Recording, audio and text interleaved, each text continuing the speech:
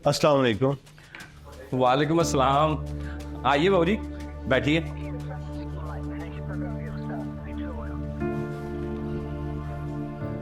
जी बाबू जी, cutting करनी है या शेव?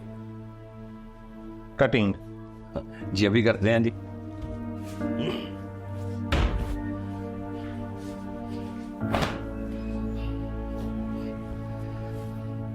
जी बाबू जी, आप बताएं कि कटिंग कैसी करनी है?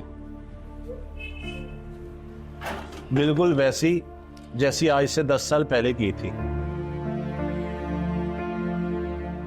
बाबू जी, रोज इतने चेहरे इस आईने के सामने आते हैं, बाल तो याद रह जाते हैं लेकिन चेहरे अक्सर भूल जाते हैं। आपका भी कसूर नहीं है, तब मेरी शक्ल देखने लायक ही नहीं थी। चेहरे पे मायूसी थी और जेब खाली। याद करें, आज से 10 साल पहले मैंने लाहौर इंटरव्यू के लिए जाना था और मैं आपकी दुकान पर कटिंग करवाने के लिए आया था। मेरे पास पैसे नहीं थे और मैंने आपसे कहा था कि देख लें, अगर आप फ्री में कर सकते हैं तो, वरना मैं वापस चला जाता हूँ। तब आपने मुझे एक जुमला बोला था, इंसान के बाल बिखरे हो तो किस्मत भी उलझी हुई लगती है। बिल्कुल। माशाल्लाह, बहुत बदल गए हो, पहचाने ही नहीं जा रहे। तो फिर कैसा रहा था उस दिन इंटरव्यू का सफर? बहुत कठिन था, लेकिन आपकी मुफ्त की कटिंग और पैसों के छोड़ ने मुझे जो हौसला दिया, उसने मुझे कभी हारने ही नहीं दिया। आज उसी कंपनी में रीजनल मैनेजर बनकर वापस इस शहर में आया हूँ।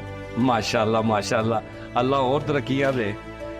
करता हूँ फिर उस तरह की कटिंग।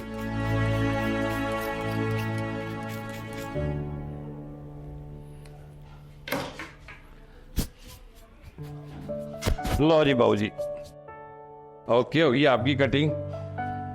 ये देखें, ठीक है सब? हाँ जी, बिल्कुल ठीक है। ये ले साथ जी। ये क्या बाबू जी? ये पैसे हैं। नहीं बाबू जी, आज भी मैंने आपसे पैसे नहीं लेने।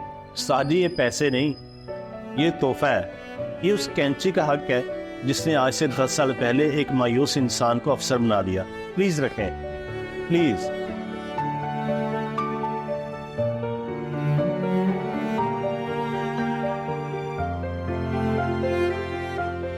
बाबू जी, इतने सारे पैसे मैंने नहीं ये रखने। साजी, ये आपको रखने पड़ने हैं।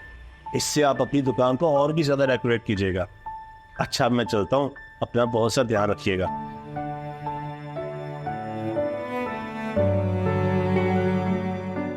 एहसान कभी जाया नहीं जाता, वो वक्त के आईने में एक दिन जरूर दिखाई देता है।